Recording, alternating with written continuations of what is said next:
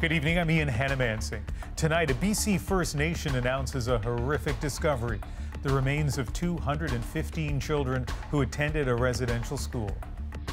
The remains are many, many years old, decades. We'll look at the reaction across Canada. A warning for Manitobans who refuse to follow the rules.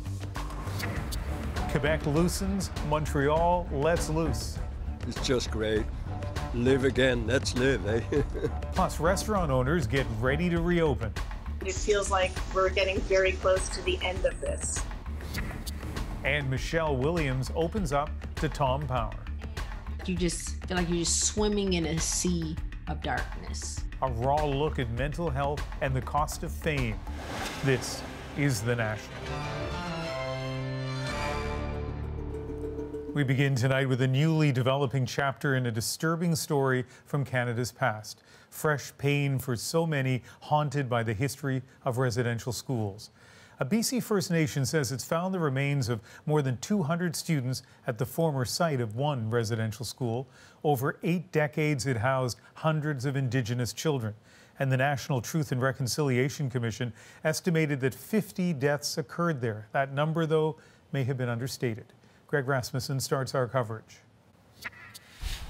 The Tk'emlúps te Secwepemc First Nation isn't revealing the exact location, only that it was somewhere near this school, which opened in 1893 and was operated as a residential school by the Catholic Church until 1969. And it was devastating to hear this. The remains are many, many years old, decades. Few details were released today, but Chief Roseanne Casimir says remains of 215 individuals were located. It's a reality, and it's something that we do not want to have, under the carpet in any shape or form. We want to, heal with our people. This 1962 documentary attempted to show the Kamloops Residential School in a positive light, but survivors later told of the psychological and physical torment, including punishment such as being hit with a strap for speaking their own language. Indigenous leaders say the finding is more evidence of a painful history. This discovery has, shaken our Indigenous communities to the very core. The news prompted a minute's silence in the House of Commons. The residential school system was a national program. It was a national institution right across Canada. So if this happened at Kamloops, you can be rest assured it happened in a lot of the other residential schools. Canada's Truth and Reconciliation Commission found thousands of children at residential schools were unaccounted for over several decades. Today's discovery may be related to those long considered missing. Chief Casimir says ground-penetrating radar was used to locate the site. No access was given to images showing what was found or how it was analyzed. My mother went to residential school and she survived, barely. In Vancouver, an impromptu memorial to remember those who suffered at the schools. It's triggering because, like everybody says, it could have been our life. The RCMP, BC's Coroner Service, and the federal government have been notified, and talks are underway about what will happen next. Greg Rasmussen, CBC News, Vancouver. For many Indigenous people, this story will be especially upsetting, especially those dealing with trauma. The Indian Residential School Survivors Society is available toll-free day or night, and so is the Hope for Wellness hotline. It offers support to Indigenous peoples across Canada 24/7 in both official languages, as well as in Cree, Ojibwe, and Inuktitut. Let's turn to the COVID-19 story now. Public Health Canada releasing its updated modeling, and it says overall the country is bringing down the variant-fueled third wave. Restrictions and vaccinations are having an impact. The rate of new cases is less than half of the April peak.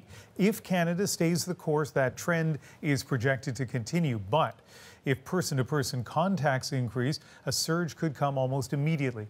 That point underlined by Canada's chief public health doctor. We've had a few experiences in the past that has led us to wanting to be more precautionary. So according to the modeling, lockdown-style restrictions can't be safely relaxed until the end of June, but that is the broad national picture. Each province is dealing with its own realities. Many Quebecers are ready to let loose tonight in that province. One of the strictest pandemic health measures is finally over. Allison Northcott is in Montreal. And Allison, give us a sense of what lifting the curfew is looking like. Well, just take a look behind me. Nothing could stop people from coming out tonight and for being on the patios for the first time in months, despite the chilly weather. There is a lot of excitement here in Montreal. Bonne saison, bon été. Quebecers have waited so long for moments like this. Being out here and having beers with my friends is like freedom again. It feels like that's the end of the tunnel. It's been a long year. And there's hope. The nighttime curfew in place since January now lifted. We've been talking about this day for a very long time. I even forgot what it's like to be outside of my house after 9:30 p.m. or something. Even Premier François Legault took advantage of the reopened restaurant patios. We can start coming back to normal life. Thank you. Other changes today, backyard gatherings of up to 8 people are allowed, and arenas can admit up to 2,500 people, which means the Montreal Canadiens will play Saturday's game in front of real live fans. But those seats come at steep prices. Hopefully that it's, people that are gonna be screaming really loud. This step towards normal feels for many like a big moment. It's just great. Live again, let's live, eh? These friends live in a private seniors residence. Jeanette Balduc is eager to see her family, but says it's still important to be cautious. Well, you have to go slowly. You can't go too fast. You can't jump a bridge, right? So you have to just follow what they're going to be telling you. The main turning point was the vaccination. This critical care doctor says going slow is the right approach to keep cases under control while vaccination continues. Of course, people can gather and they can, be on terraces and have fun. That's okay. But it doesn't mean that they have to stress the system and try to, how many people can I see, during the weekend? He says health officials will have to act fast to control any outbreaks, and citizens have to do their part by following the rules and getting fully vaccinated. So that hockey game with fans in the stands, that'll be exciting, but that's tomorrow. Allison, what does the rest of this night look like? Well, tonight, for the people on these patios, they can stay out as late as they want with the curfew now lifted. So even after the patios and the restaurants close, they don't have to go straight home, and that is a luxury many in Quebec have not had since January. All right, Allison Northcott, thank you. You're welcome. So as Quebecers gather once more, Nova Scotians are now set to do the same. This wave is being crushed in almost record time when you look at what's happening across the country. The plan is to lift restrictions in 4 phases, with the first set for this Wednesday. Bar and restaurant patios will open with rules for physical distancing, and non-essential retail stores can operate at 25% capacity. Nova Scotia reported 40 new COVID cases today. That's down from a peak of 227 just 3 weeks ago. In Manitoba, though, the third wave still in full force, and it's expected to worsen before it subsides. Police sent a message to rule breakers today. Ignoring tickets for illegal gatherings can now get you arrested. Cameron McIntosh shows us rising tensions and desperate measures. A Canadian Armed Forces CC-130 Hercules arriving in Winnipeg, specially equipped to carry critical COVID patients away to other provinces as Manitoba's cases climb. We're trusting Manitobans to be aware of the seriousness of what's going on right now.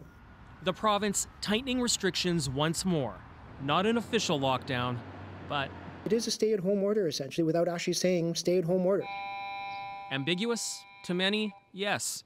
Kids can't go to school, you can't meet up with a friend, but you can still go to the mall. And many are still going to work.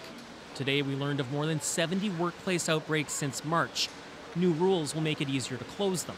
I think it would have been better if we had targeted it earlier, but the fact that they're addressing it, I think it's positive. Well, you see the delicate balance here. The Premier defends Manitoba's restrictions as severe, enforcement the strongest in Canada. You guys do not promote what health is actually about. As another anti-restriction rally was held in Winnipeg, the province issued arrest warrants against 6 repeat offenders.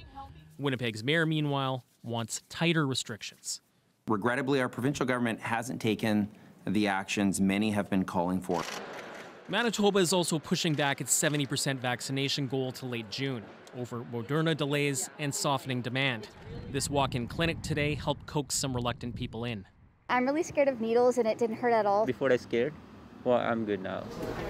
Still, Canada's Public Health Agency predicts cases will climb here, as the province says restrictions will take time. We've got hospitalizations that'll still increase over the next week or two, and ICU visits. Right now, Manitoba is expanding ICU capacity to more than double pre-pandemic levels, reassigning staff, canceling surgeries, and continuing to send patients out of province. Cameron McIntosh, CBC News, Winnipeg. Despite the challenges now, Ottawa's new modeling shows we may be able to drop our masks by the end of the summer. But that depends on 75% of eligible Canadians getting not just 1, but 2 doses of vaccine. And as Christine Birak shows us, the push to get that second shot to more people is growing. Please keep moving. Based on supply, provinces are now lining up to tell Canadians you can roll up your sleeve for another jab. We're now in a position to accelerate second doses in Ontario.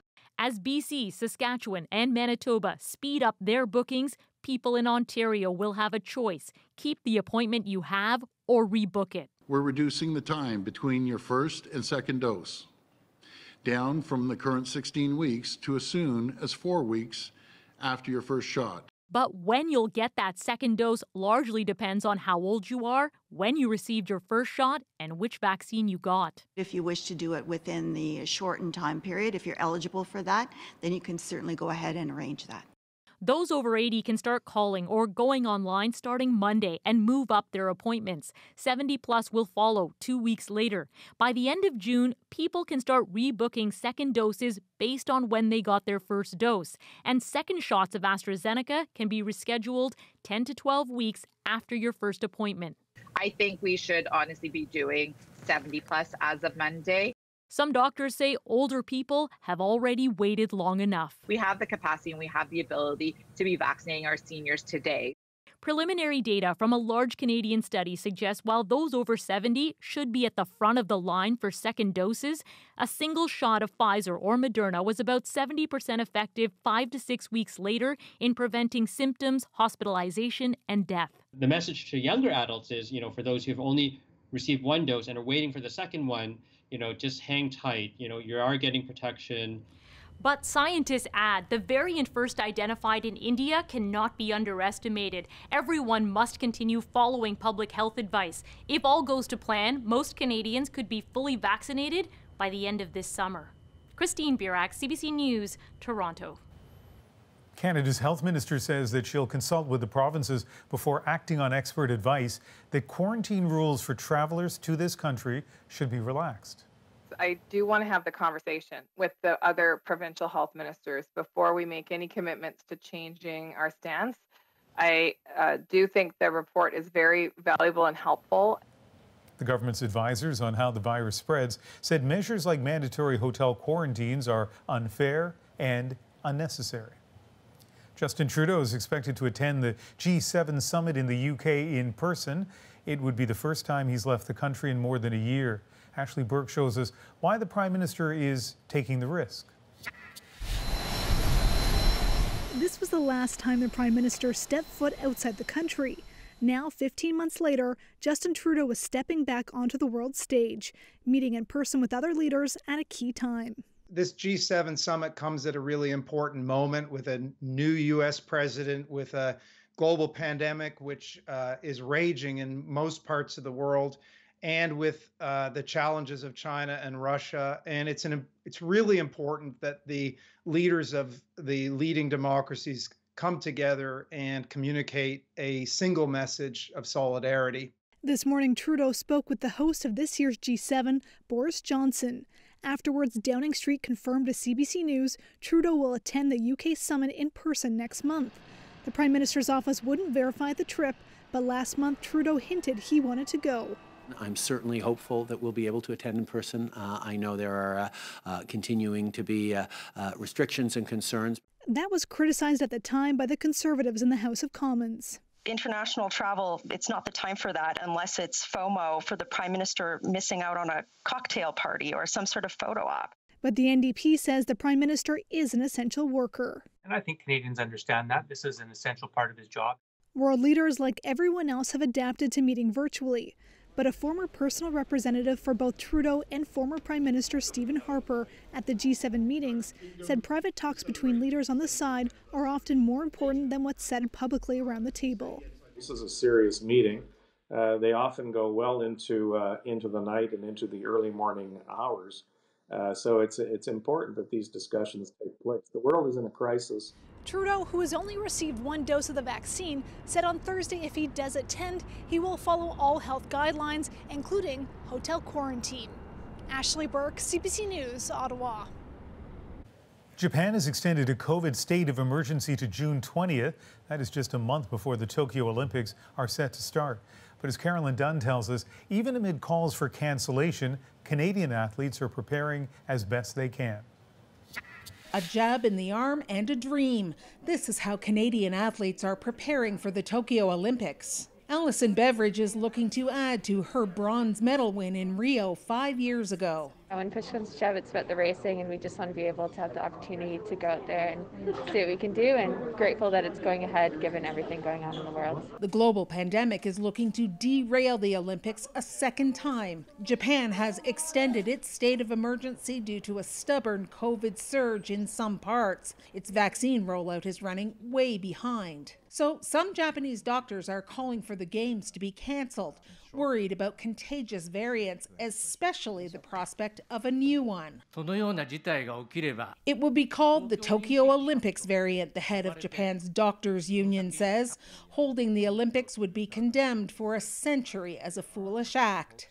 But the show is still set to go on, even if spectators are less and less likely to be allowed. Canada's Olympic Committee says it remains confident in the science behind that decision, and by combining a reduced and fully vaccinated mission with other protocols, says the Games will be safe. We've been working for the last year and a bit with, a mask and goggles and gloves every day, so it's become second nature for me. It's quite comfortable now. For athletes like Paralympic rugby player Travis Marao, well, it's been a weird year. Training has been way different than any other year. It's been over a year since we've had an international game against another country. Many Canadian athletes will go to the Games without having competed recently, but adaptable and ready. I really do think that there's going to be an opportunity for the world to feel that they're getting into the light at the end of the tunnel when we start watching the Olympics. If the coronavirus cooperates. Carolyn Dunn, CBC News, Calgary. Canada is pledging $25 million in aid to Palestinians in Gaza and the West Bank. This is, an important response in the immediacy following the cessation of hostilities. Ottawa says most of the money will go towards basic needs on the ground, while $5 million will be earmarked for peace-building initiatives in the region. The announcement comes a week after a ceasefire ended the conflict. Canadian cattle ranchers have an eye on Washington. They're worried the U.S. could bring back a grocery store label for beef that requires it to show the country of origin. As Kyle Bax tells us, that can get complicated since Canadian beef often crosses the border for processing. There's no shortage of work for Jill Harvey looking after 250 cattle on her ranch. Top of mind on this day, renewed concerns the U.S. may reignite a trade war by bringing back mandatory country of origin labeling known as MCOOL. When it came in was the significant price drop right away. There was such an impact. The labeling was in place for several years beginning in 2008. It required grocery stickers to explain where livestock was born, raised, and slaughtered. Decade-low prices are spurring renewed interest. We're going to do it. We're going to bring country of origin labeling back for beef, mandatory country of origin labeling. It's absolutely essential. Last time the World Trade Organization struck it down because it violated international trade law. Still, the new U.S. Secretary of Agriculture made it clear during his confirmation hearing he isn't deterred. Mandatory labeling costs beef and pork producers about $1 billion per year. Trade experts say the industry has to be proactive to avoid a resurrection of the policy. Well, certainly the potential for economic damage to the industry is akin to what we experienced last time.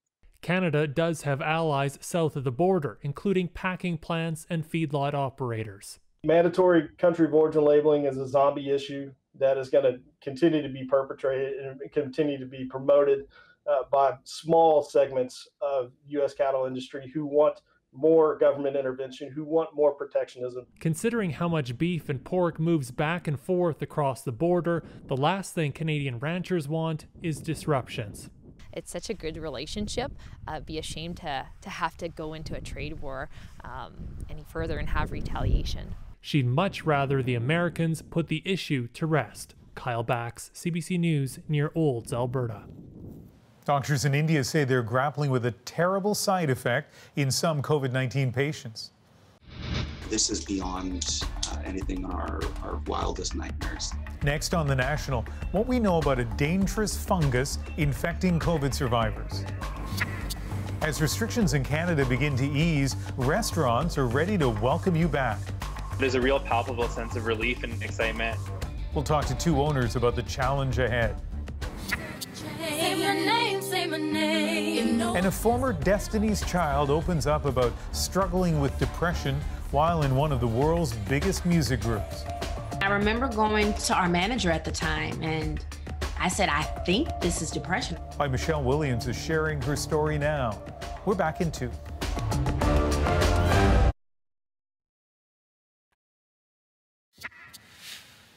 Welcome back. India is finally starting to see a gradual decline in COVID cases, but doctors are battling another deadly condition. Salima Shivji looks at the surge of black fungus and why medical experts there are so worried. As India's punishing second wave swept through hospital after hospital, another rare and often deadly infection was taking hold in some.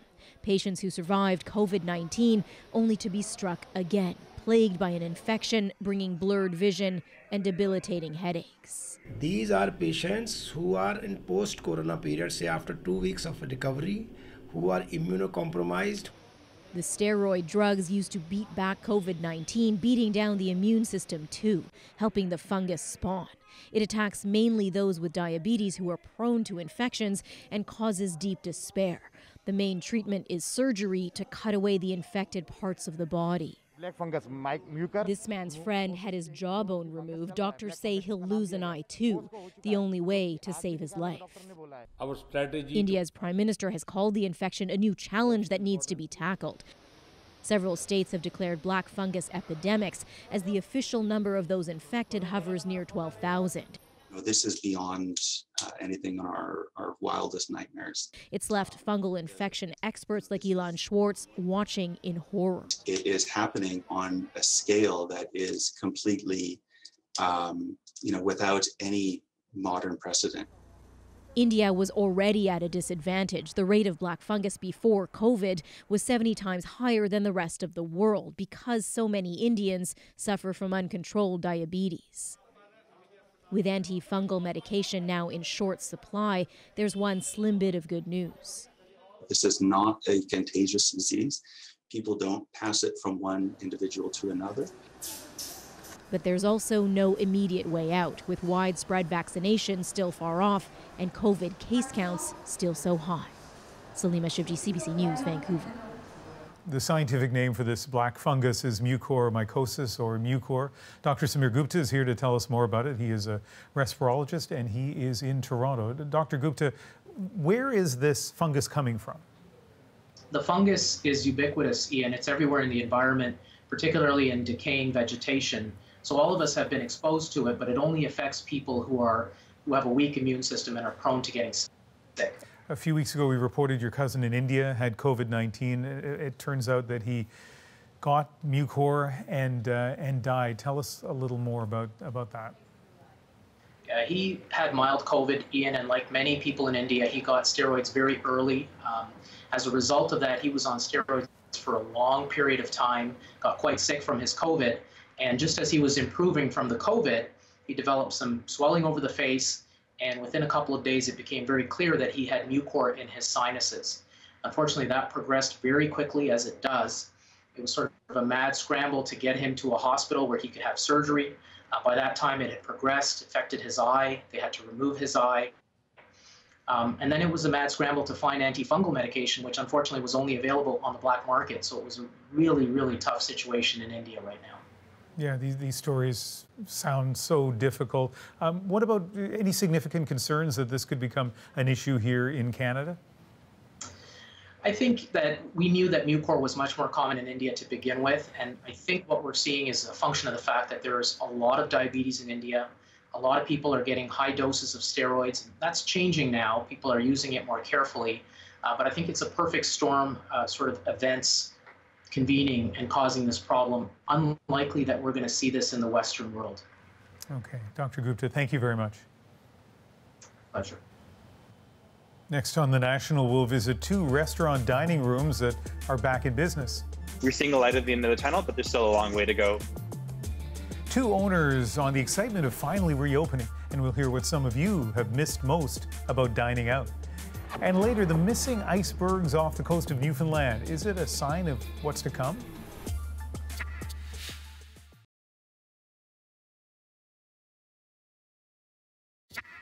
Much of the country is now moving towards reopening, but what that looks like depends on where you live.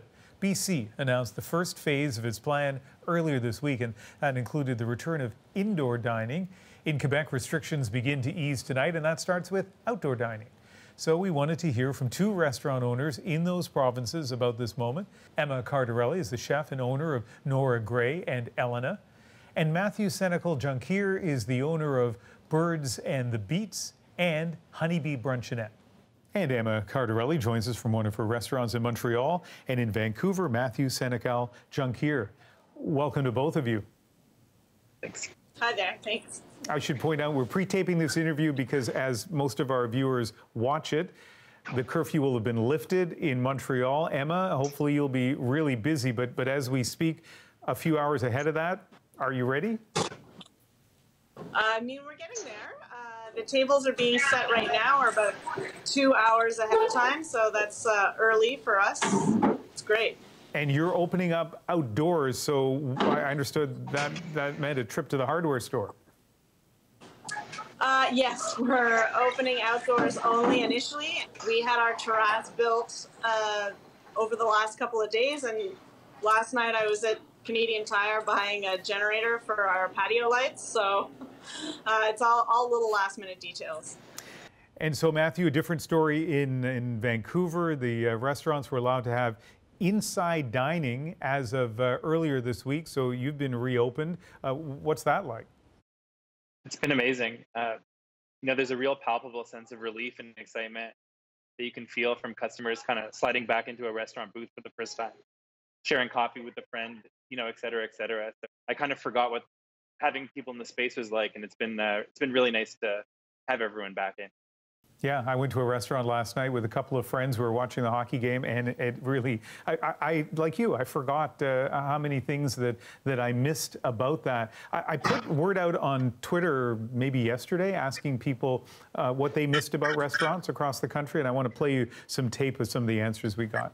I really missed the feeling of being part of something bigger, being part of a community. It's bumping into friends that I haven't seen for a long time who are sitting at a nearby table. It's getting together with friends and family over a good meal and a glass of wine. The smile of the strangers all around me, togetherness, sharing food. So Matthew, I mean, you talked about this a little bit before, but tell me more about what some of your customers have been saying to you. Well, I think people have kind of seeing it as a harbinger of this all coming to an end, sort of the light at the end of the tunnel. Part of what makes restaurants so special were, what we lost during COVID, being in an energetic room with people, sharing food and drink with, friends or family. And I think people are just really ecstatic to see that coming back into their lives. Emma, you switched, as so many restaurants did across the country, to takeout. Did you hear from some of your former indoor clients? What sort of things were they saying to you? Well, everybody's, of course, very excited to, get back to being served and feeling the hospitality and the warmth of, what we do here. And that's kind of it, again, it is the same kind of thing. It's like the end. It feels like we're getting very close to the end of this. Emma, I'm curious about, in terms of getting food and also of rehiring staff, how challenging has that been? I mean, it was already challenging before the pandemic. Like, you know, there's has been a shortage of cooks for a few years, and because of the pandemic, a lot of people have kind of reevaluated what they want to do with their lives, and so there are even fewer still now. You know, like we're opening our first night, and I have a guy doing a trial tonight. Hopefully, we can hire him. And yeah, we have a lot of new staff here. So, but you know, everybody's really excited to get back to it. That really is it. Yeah, and what about Matthew dealing with the job market in Vancouver? How's that been? You know, we've been fortunate because we've had patios open here sort of throughout, so we're not really starting from scratch. But yeah, it's certainly tightening up. If you look on any job posting now, just about every restaurant in the city's looking for staff. So yeah, you know, a lot of green people in our restaurants, but I think customers are patient. Listen, this is a time to look forward and be optimistic, but I do want to ask each of you a question about looking back. And Matthew, even though you've had patios open throughout, or for the most part, it's been tough, I assume, financially. Yeah, absolutely. It was something that was so unforeseeable, so acute and really so severe in terms of any sort of volatility you'd ever expect sort of pre-pandemic. You know, we've basically been operating at a loss for about a year, scraping by on government subsidies. We're certainly not out of the woods yet, as relieving as it is to see indoor dining. You know, we've got loans to pay back and a whole number of deferred losses, deferred maintenance, the rest of it. So I think, you know, we're seeing a light at the end of the tunnel, but there's still a long way to go for us, and I think for many restaurants in our sector. And Emma, what about for you from a financial standpoint? Yeah, I mean, kind of the same thing. Like I feel very fortunate to have been able to have access to the subsidies from Canada. They got us through. We would not have been able to be open if we didn't have them. We wouldn't have been making enough money at all. So it's fantastic that we had access to that. And, you know, slowly but surely we'll get back into it and back together with, you know, everybody's so enthusiastic to come back. I don't see us filling tables as being a problem. It is still May, but I hope you have a safe and lucrative summer. Thanks for speaking with us. Thank you. Thanks for having us. Next, Destiny's Child singer Michelle Williams opens up about her struggle with depression. You just feel like you're just swimming in a sea of darkness. From her sudden skyrocket to fame to her road to recovery, why she's determined to share her story.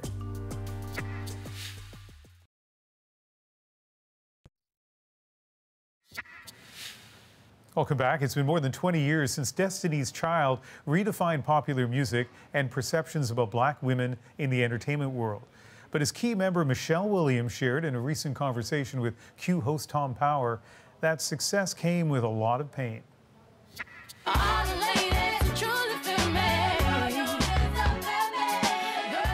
can't begin to tell you how huge this song was when it came out in the year 2000. Independent women dominated the charts, transformed Destiny's Child into a supergroup. Michelle Williams, who just joined the group, went from an everyday college student to a celebrity, practically overnight. Let me cater to you, 'cause you're beautiful. I love the way you are. Michelle's career instantly took off, a household name the world over, but in the middle of it all, she was struggling with depression and anxiety. It's a battle that Williams writes about in her new memoir, Checking In. I recently caught up with Michelle Williams to talk about it. Now, just a heads up, we're going to talk about some sensitive topics, specifically thoughts of suicide. I want to talk about the book. Tell me why now to tell this story. Ooh, well, I wanted to help give people something to identify and say, oh, that's what it is. That's what I've been feeling, because I didn't have words for it in the 7th grade of what to put to it. I didn't have words for it until I was in my 30s. I was like, maybe I can tell people what I'd been going through that can maybe accelerate their plan of action. It's one thing to be struggling and, you know, be home on the couch. It's another thing to be struggling and have the world staring at you for the first time in your life. And I want to tell a little bit of that story. So you joined the group in 2000 after two of its founding members left the group. It really does change for you overnight. And I think it's important to establish that before we talk about what happens after. What do you remember about joining Destiny's Child? I remember getting a phone call saying, hey, we'd love to meet with you. So I said, okay. But my plans were to finish college. And a few weeks later go by, they're like, hey, do you think you can get to LA to film the video for Say My Name? So I was like, what am I gonna do? Well, I got on the plane and went to LA. No one is around you. Baby, I love you. Come and running back. Say my name, say my name. Boy, say my name. And it was like, poof, there's a new member in Destiny's Child. And Say My Name was the beginning of a whole new life for me. A whole new life of award shows, of interviews, of touring the world, of the stuff that people dream of. Yeah. How were you managing mentally during all that? I was moving so quick, I didn't have time to be depressed. There was no time for depression. Depression was not on the itinerary. When did it start creeping back in? Now, it did creep back in maybe within my second or third year in the group, I believe. And I remember going to our manager at the time and I said, I think this is depression. I think I'm depressed. I was in a pit and I had to just step by step climb out of it, whatever you call it, or friends got a rope. And I credit my tribe of pulling me through as well. What does that feel like when you're in the pit? I talk about it in the book where it's like you just feel like you're just swimming in a sea of darkness. You feel hopeless. I was a little too comfortable with the thoughts of even suicide, I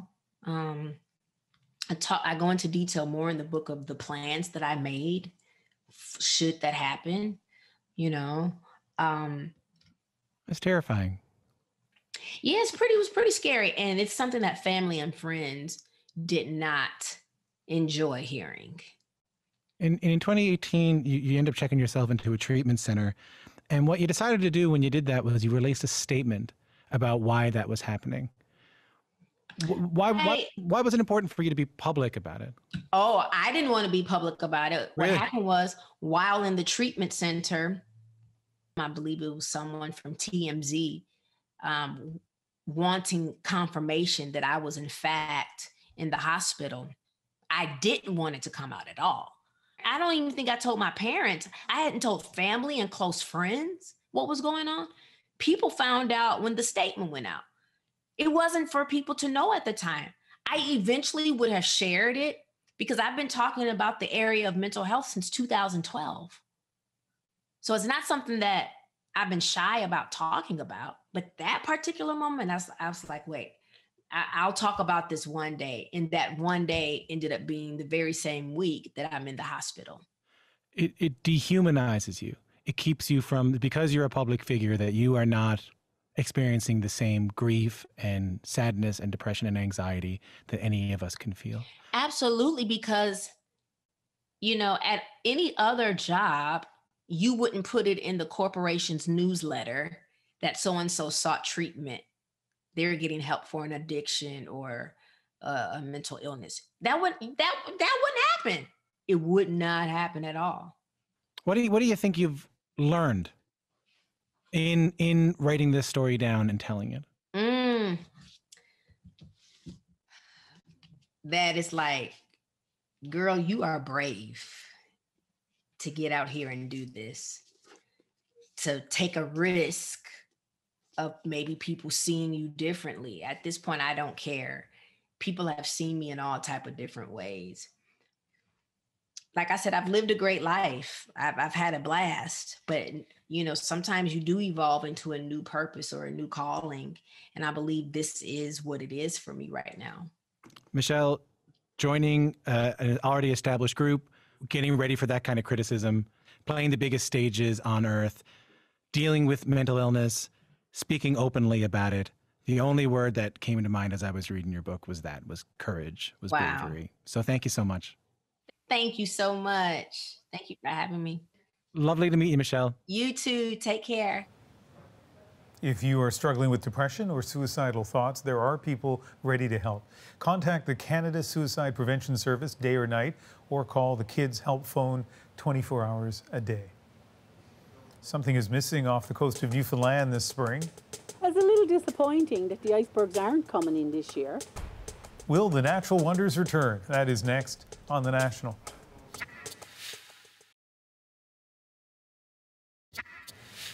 Climate change is endangering an iconic symbol of spring in Newfoundland and Labrador. Well into the typical iceberg season, no sight of them yet. And as Chris O'Neill Yates reports, some experts predict that this year there may be none at all. This is usually a reliable sign that spring has arrived in Newfoundland. But this year, the icebergs that usually make the journey to these shores are nowhere to be seen. We would have maybe count around 50 icebergs. On some higher years, would have over 100 icebergs along the northeast coast of Newfoundland. And this year, we don't have any at all. And Ross blames climate change. Normally, as icebergs move south, they're nestled in sea ice. But this year, with warm ocean temperatures in the north, there was no sea ice to preserve them. So the bergs broke apart and melted off Labrador.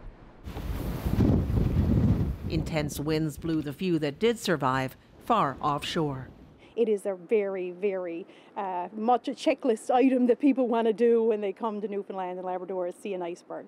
In 2017, this massive iceberg attracted crowds for weeks in Jill Curran's hometown, Ferryland, even making it onto a postage stamp.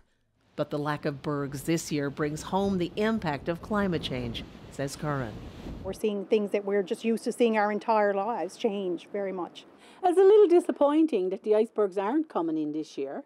Rhonda O'Keefe Arsenault restored the family's 18th century home to welcome tourists. She says some even call ahead to make sure they'll see an iceberg. I've had calls from people from different parts all over the world. Actually, I had one visitor call me one day and he asked me, could I guarantee him icebergs? I said, no, we can't guarantee you icebergs. Scientists say there will still be icebergs in years to come. There will still be, even in a few hundred years, there'll still be some iceberg production, but it'll be much farther away from Newfoundland, and whether it could actually get it to Newfoundland, there'll be rare sightings. So years like this, where icebergs don't make an appearance at all, will likely not be a one-off event. Chris O'Neill Yates, CBC News, Ferryland, Newfoundland. A New Brunswick man had quite the surprise on a recent fishing expedition.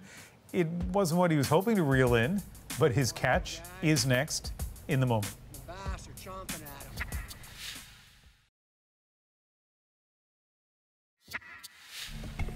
This was not what Matt Myers was expecting to catch on the Miramichi in New Brunswick when his fishing expedition suddenly turned into a rescue mission. Matt was out fishing for striped bass when something caught his eye, and what happened next is tonight's moment.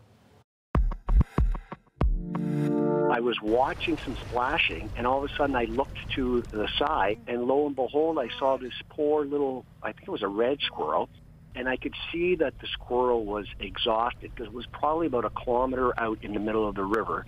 Thankfully, I got over to him, got the paddle to him. After a couple efforts, he did get on. He got onto the kayak. He was so exhausted, he just collapsed. Because let's not forget, even though they look kind of cute and fuzzy, they're still a wild animal.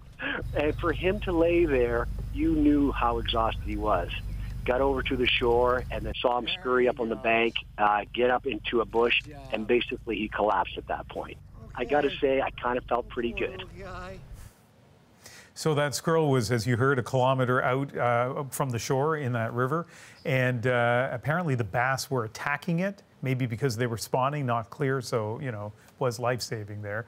And I should also point out a couple of things. First of all, when you're lineup editor and anchor originally from the Maritimes, that story from New Brunswick has more than a fighting chance of getting on. And also, Matt has a conservation channel on YouTube. That's why everything was on camera. That is the National for May 28th. I hope you can join me on Sunday for Cross Country Checkup on CBC Radio at 4 Eastern. And then later that evening, back here on the National. Have a good Saturday.